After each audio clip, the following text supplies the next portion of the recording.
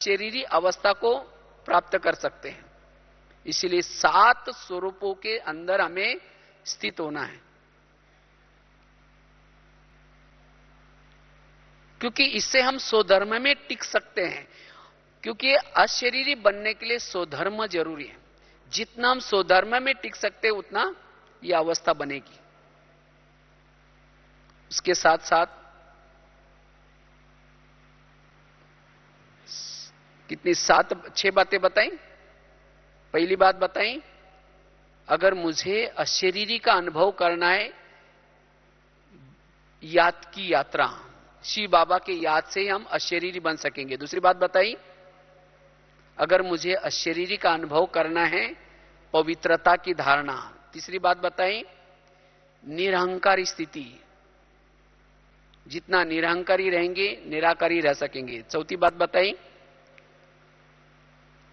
अगर मुझे निराकारी स्थिति का अभ्यास करना है, अनुभव करना है, 4 सब्जेक्ट में बैलेंस।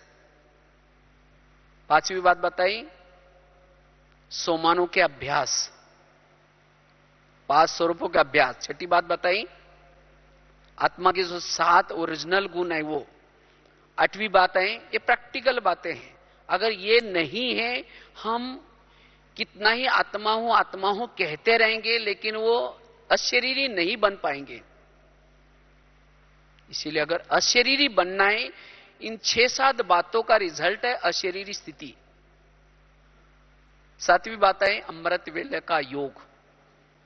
अमृत वेले का योग अगर हम ठीक ठाक करते हैं, इससे भी सारा दिन हमारी अशरीरी स्थिति मेंटेन रह सकती है।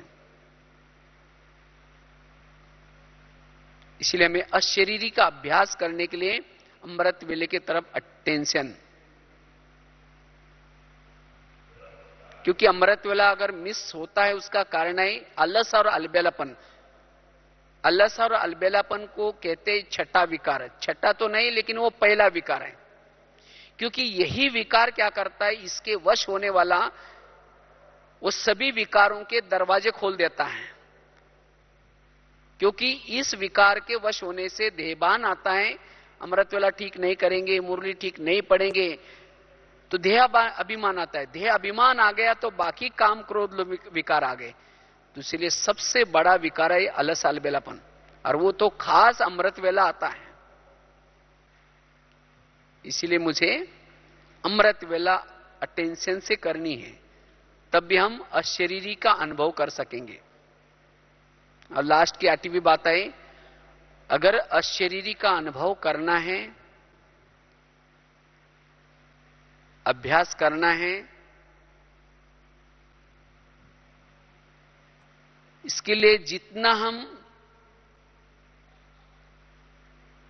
मैं आत्मा हूं इसकी स्मृति में भी रहते हैं, क्योंकि ये स्मृति भी हम अनेक जन्म इसको भूल गए कि मैं आत्मा हूं।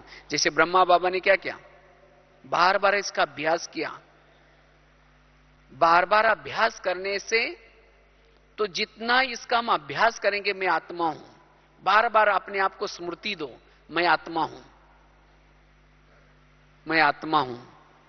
किसी को जब देखते हैं मैं आत्मा देख रहे हूं, आंखों के द्वारा देख रहे हैं, यह अभ्यास भी हमें आत्मिक स्वरूप में अशरीरी स्थिति में टिका सकता है। तो इस तरह से ये अशरीरी स्थिति ही हमारे जीवन की समस्याओं का समाधान है। अगर आपके जीवन में कोई समस्या आ रहे, कोई प्रॉब्लम्स आ रहे, चाहे विकारों के तरफ से, स्वयं के संस्कारों के तरफ से, आपस के संस्कारों के तरफ से, देह के आकर्षण के तरफ से, तो इसका कारण है मुझे देहाभिमान आ गया। तो इसलिए क्या करना है, देहभान को मिटाने का पुरुषार्थ करना है। और देहभान को मिटाने के लिए ये अशरीरी स्थिति का अभ्यास। तो जितना हम अशरीरी स्थिति में रहेंगे, हमारे जीवन की समस्याओं का समाधान होगा, और इससे हम तीव्र पुरुषार्थी बन सकेंगे। और भविष्य में जो भी विकराल परिस्थिति आएंगी, विनाश का तांडव नृत्य होगा, 5 विकारों का भी प्रकोप होगा, ऐसे समय पर अपनी स्थिति को अचल अडोल रखने के लिए, पास विद ऑनर बनने के लिए, इस स्थिति को हमें बहुत समय से बना करके रखने की आवश्यकता है। तो इसलिए वर्तमान समय सभी प्रकार के व्यर्थ से बचने का साधन है यह अशरीरी स्थिति। ये हमारे पुरुषार्थ का एक ब्रह्मास्त्र है। अब हमें इस ब्रह्मास्त्र का प्रयोग करना है और मायाजीत बनना है। यही वास्तव में पुरुषार्थ है। ओम शांति।